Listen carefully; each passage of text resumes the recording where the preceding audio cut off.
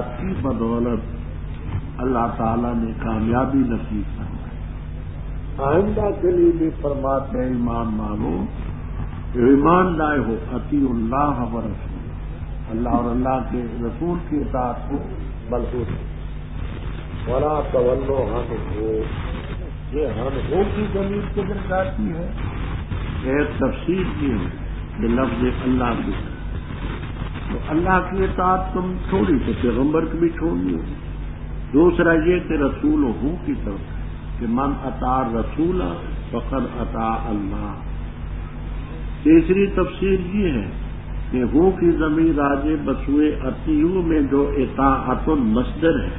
اور مصدر جو ہوتا ہے جو ذکر و جنت، اس کی طرف ہے۔ تو اطاعت سے اعراض نہ کرو، اطاعت کرو ون تم تسلیم۔ ان لوگوں کی طرح نہ ہو جاؤ کہ جن لوگوں نے کہا سمعنا، ہم نے سنا، وہم لا یسمعون، اور نہیں سنتے، سماع تدبر، سماع قبول، سماع تفہم، سماع انتفاع۔ تو جب مانا نہ تو سننے کا کیا فائدہ؟ بدترین جانور اللہ کے نزدیک ہیں بہرے اور گونگے جو عقل سے مارے۔ اگر اللہ تعالیٰ ان میں خیر جانتا تو ان کو سنا دیتا، سماع تدبر، سماع تفہم، ولو اسمع، اور اگر اب سنا دے جبکہ یہ جانتا ہے کہ اللہ خیر فیہم، ان میں خیر نہیں، ولو اسمع، اگر سنا دے اب کہ وہ جانتا ہے کہ ان میں خیر نہیں، تو البتہ اعراض کرے، اور وہ اعراض کرنے کے ڈرتے ہیں۔ آگے رب تعالیٰ فرماتے مومنو، اللہ کے حکم کو مانو۔ استجابہ و اجابہ دونوں ایک معنی میں پہلے عرض کر چکا ہوں۔ اللہ اور اللہ کے رسول کے حکم کو مانو جب بلائے تمہیں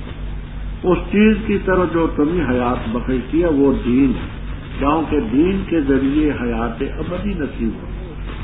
اور جان لو کہ اللہ تعالیٰ آدمی اور اس کے دل کے درمیان حائل ہے۔ روح المعانی بیان القرآن کبیر وغیرہ میں لکھا ہے کہ اگر تم ایمان پر قائم رہو گے، اطاعت کا جذبہ ہوگا، اللہ تعالیٰ اس ایمان کی برکت سے، اطاعت کی برکت سے تمہارے دل کو کفر اور معصیت سے بچائے۔ اور اگر خدا نخواستہ معصیت پر، کفر پر مصر رہے تو پھر اس کی نحوسوں سے ایمان اور اطاعت کا جذبہ تم سے جاتا ہے۔ ایمان ایسی چیز ہے، اطاعت ایسی چیز ہے کہ اس کی برکت سے تمہیں کفر سے، معصیت سے گویا کہ روکا جائے گا، اور درمیان میں حائل ہو جائے گی یہ چیز۔ اللہ کی طرف سب کو آگے فرمایا کہ دیکھو، نافرمانی کرے آدمی تو یہ نہ سمجھے کہ میری نافرمانی کا وبال مجھ پر ہی پڑے گا، اوروں پر پڑے گا۔ بخاری میں روایت ہے جس کا مفہوم یہ ہے کہ حضرت صلی اللہ علیہ وسلم نے سمجھانے کے لیے فرمایا، ایک کشتی ہے جس میں اوپر نیچے طبقات، کچھ نیچے ہیں کچھ اوپر والے۔ نچلے طبقے والوں کو پانی کی ضرورت ہے، اوپر گئے تاکہ ہم پانی وہاں سے ڈول ڈال کر کے سمندر سے پانی لیں۔ انہوں نے کہا ہم نہیں لینے دیں گے کیونکہ یہاں ہمارے کپڑے اور سامان تر ہو جائے۔ انہوں نے کہا لا بد لنا من الماء، پانی سے تو ہمارا کوئی چارہ نہیں، پانی دینا، کہا نہیں لینا۔ انہوں نے کہا اچھا تم نہیں لینے دیتے تو ہم پانی تو لیں گے۔ اپنے جہاز کے کشتی کے اپنے حصے میں جا کر کے برما لگایا اور سوراخ کیا، فرمایا کہ جس وقت وہ پانی اس میں بھرے گا تو وہی ایسا ڈوبے گا یا ساری کشتی ڈوبے گی۔ صحابہ کرام رضی اللہ تعالیٰ عنہ نے کہا ساری کشتی کی۔ فرمایا اسی طرح تم سمجھو کہ یہ محمد صلی اللہ علیہ وسلم کے دین کی جو کشتی ہے جس پر سب سوار ہیں،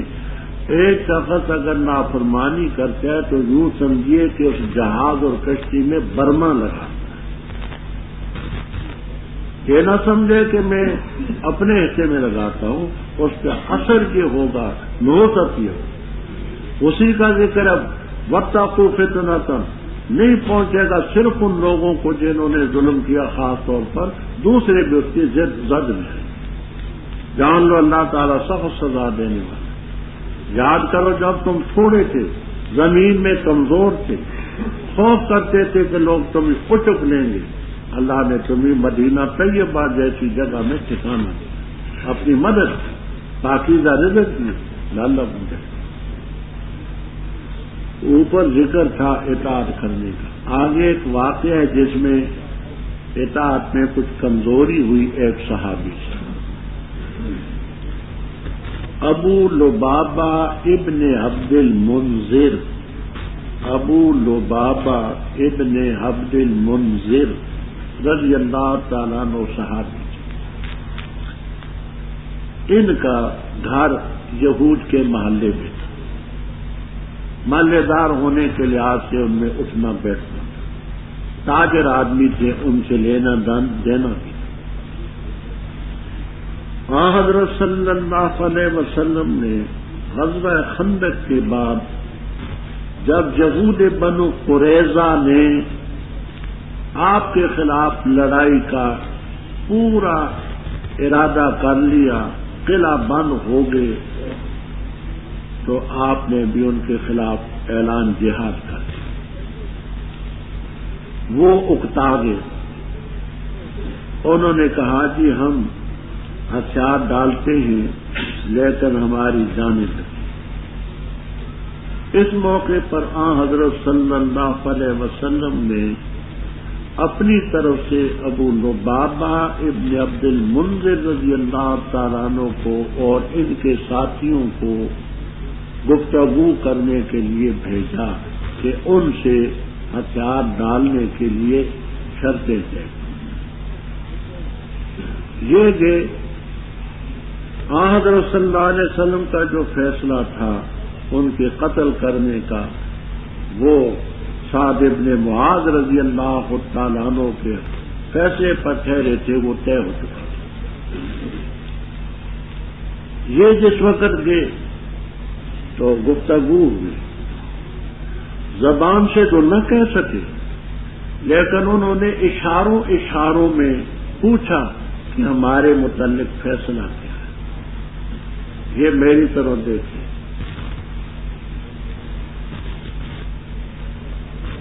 کیا سمجھے؟ زبان سے کچھ نہیں کہا، یہ کرنے کے بعد سخت نادم کہ میں تو آپ کا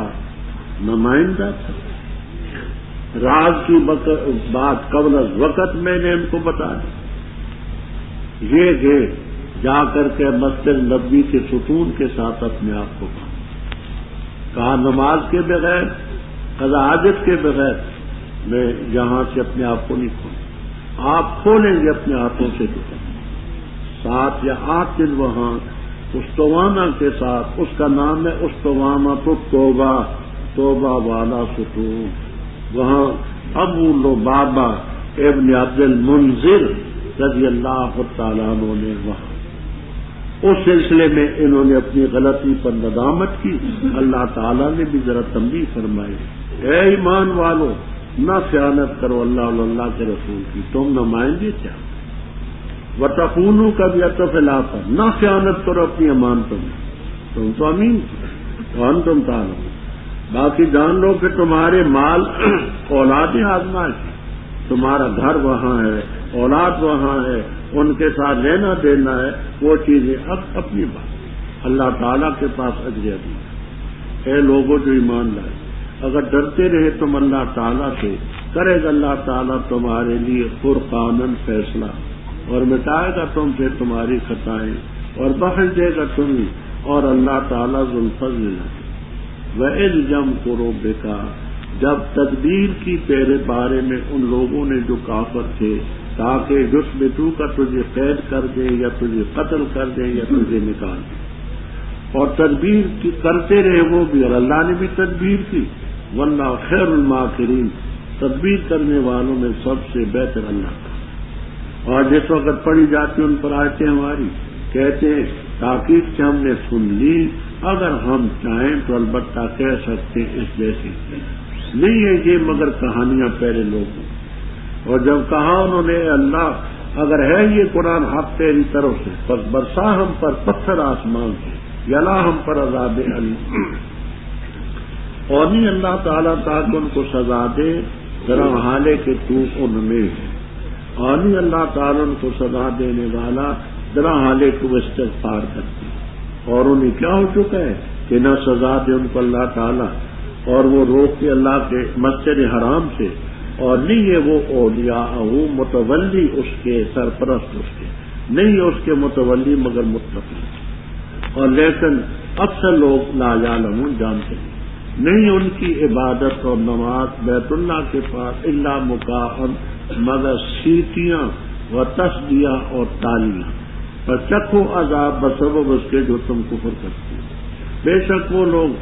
جنہوں نے کفر کیا ينفقون خرچ کرتے اپنے مال تاکہ روکیں لوگوں کو اللہ کے راستے سے، بس بتاکید ان مالوں کو خرچ کریں گے پھر ہوں گے وہ مال ان پر حسر، پھر ان کو شکست دی جائے گی، اور وہ لوگ جو کافر ہیں جہنم کی طرف ان کو جمع کیا جائے گا، تاکہ اللہ تعالیٰ الگ کر دے خبیث کو طیب سے اور کرے خبیث کو باغ کے اوپر فجر کو اوپر جمع کر دے ان کو سب کو، بس کرے اس کو جہنم میں، وہ لوگ ہم الخاسرون نقصان اٹھانے والے۔ رب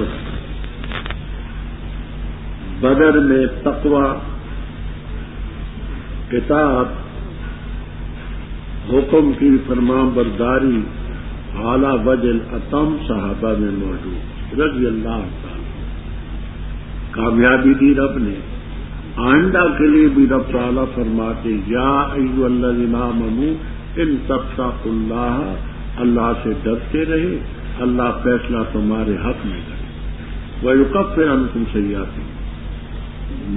بخش دے گا تمہیں، واللہ ذو الفضل، اللہ کا فضل دیکھو۔ آگے کافروں نے کیا سوچا تھا، رب نے کیسا فضل کیا اور اللہ تعالیٰ نے کیسے بچایا۔ اب واقعہ اختتام سن لیں۔ ہجرت سے چند دن پہلے کافروں نے دارالندوہ میں اکٹھ کیا۔ دارالندوہ ان کا ایک خاص مقام تھا جس میں خاص خاص باتیں کرتے، کہنے لگے کہ محمد صلی اللہ علیہ وسلم کا معاملہ دن بدن بڑھتا چلا جا رہا ہے، ساتھی زیادہ ہو رہے ہیں، کلمہ زیادہ لوگ پڑھتے ہیں، تو اس کے بارے میں سوچو ہم نے کیا کرنا۔ خاص خاص سیدھا سیدھا انہوں نے کسی نے کہا کہ یہ ہمارا خیال یہ ہے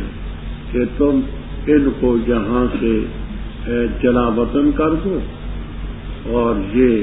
جہاں چاہیں جائیں۔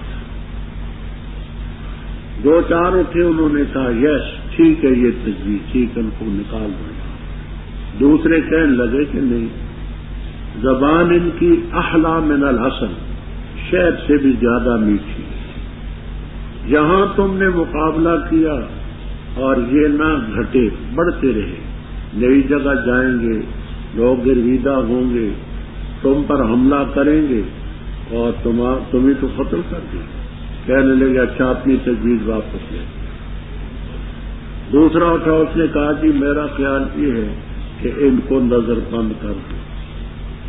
مکان میں بند کر دو۔ اس پر بھی اس نے دلائل پیش کیے، دو تین اٹھے ان کی تائید کی۔ ابو جہل اٹھا کہنے لگا 3 سال تو شیب ابی طالب میں تم نے ان کو قید کیا ہے، اس قید کرنے کا کیا نتیجہ نکلا؟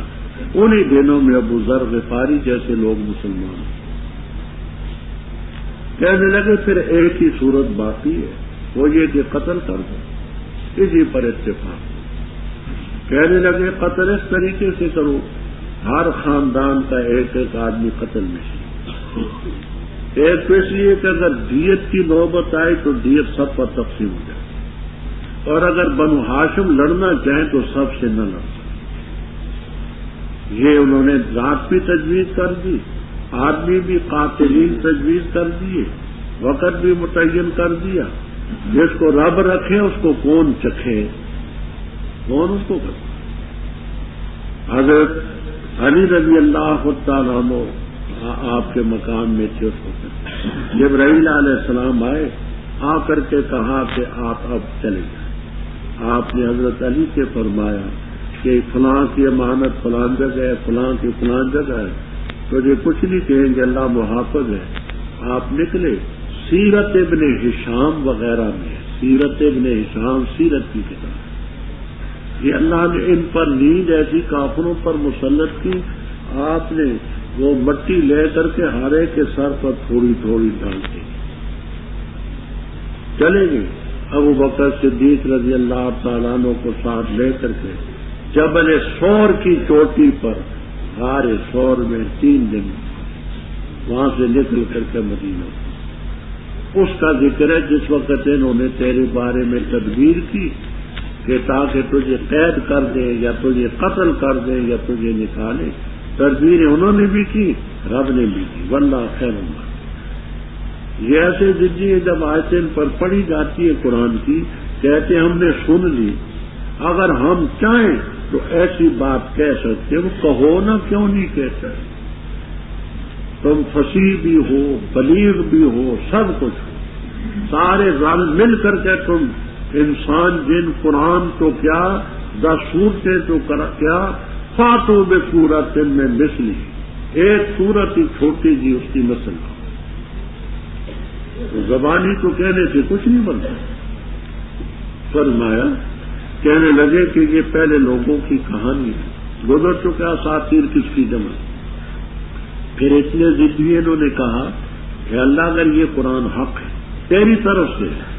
تو ہم پر آسمان سے پتھر پڑے، یہ عذاب علیم کیوں نہیں لاتا؟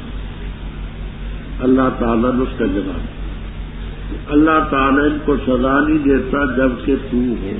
حضرت صلی اللہ علیہ وسلم رحمت مجسمہ، یہ ہو نہیں سکتا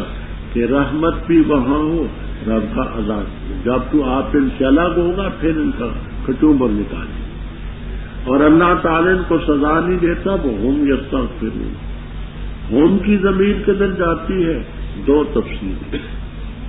ایک یہ کہ کفار ہی کی طرف جاتی ہے کہ کفار معافی مانگتے ہیں، اگر اس معافی کی وجہ سے آخرت میں تو نجات نہیں مل سکتی لیکن دنیا میں عذاب کرتی۔ دوسرا یہ کہ ہم کی ضمیر آجے بخشے مسلمان، کہ وہ مسلمان وہاں رب سے معافی مانگتے ہیں، اور اس کا قرینہ پیش کرتے وہ آیت جو سورۃ الفتح میں ہے، لو تزینوا لعذبنا، اگر وہ مسلمان وہاں سے جدا ہوتے تو ہم ان کافروں کو سزا دیتے۔ اس آیت کی روشنی میں ہم کی ضمیر آجے بسوئے مسلمان، اور فرمایا کہ ان کو کیوں سزا نہ ہو، کہ اللہ کے مسجد حرام سے روکتے ہیں،